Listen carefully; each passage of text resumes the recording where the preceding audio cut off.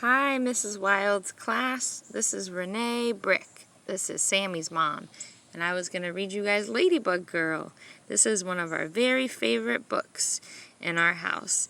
And I know you've already read one with Mrs. Wild, but this is the original, so I thought we would share it. Ladybug Girl. I'm Ladybug Girl, says Lulu, zipping into the kitchen. She slips into the chair next to her brother. Did you know that ladybugs eat bugs? Yes, he says. Everyone knows that. After breakfast, Mama says, Papa and I have work to do around the house. You'll have to figure out your own fun time, okay? How am I ever going to do that? Asked Lulu. You can do anything, Lulu. You're a ladybug girl. Lulu runs after her brother.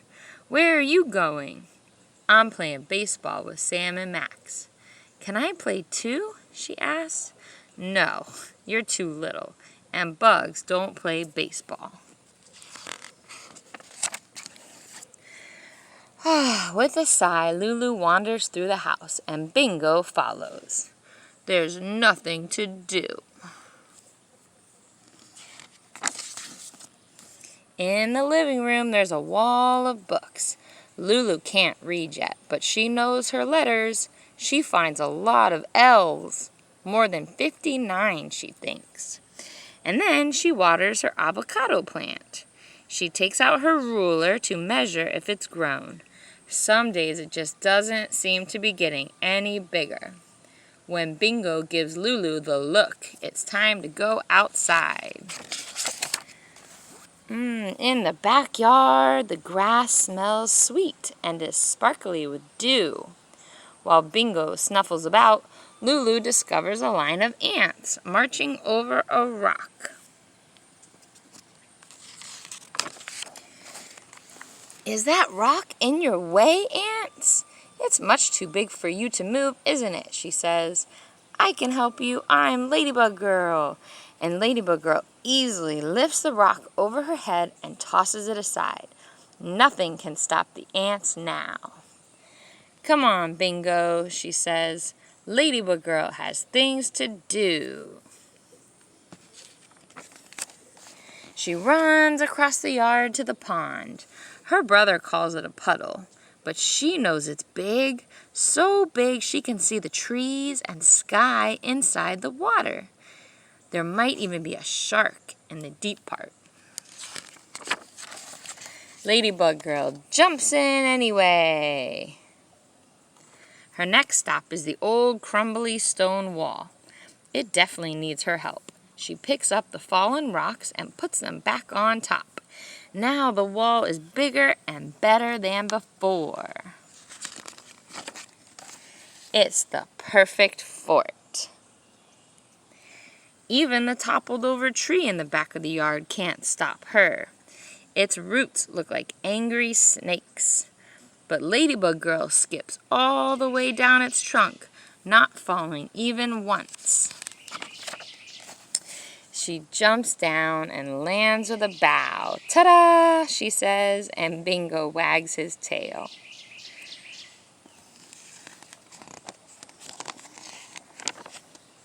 All of a sudden, Lulu hears the crack of a baseball bat. She whirls around to see a ball bouncing toward her. Hey, her brother yells, throw it over here. She picks up the ball and throws it, but somehow it lands near her feet. Please, can I play with you now? She asks when her brother runs over. No, he says, I already told you, you're too little. And he grabs the ball and runs back to his game. Lulu glares after him.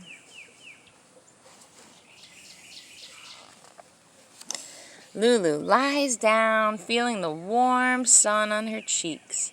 She knows she isn't too little. She thinks of the 59 letter L's she found, and how she saved the ants. She wasn't afraid of the shark at all, and she built the perfect fort. And she balanced across the whole tree without falling, all by herself.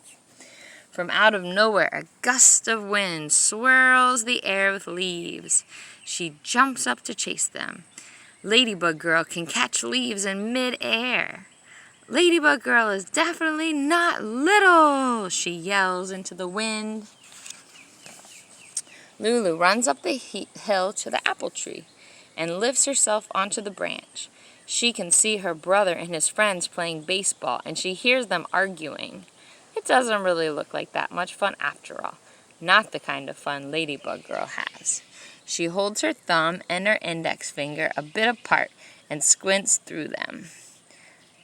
She can fit her brother and all of his friends in between them.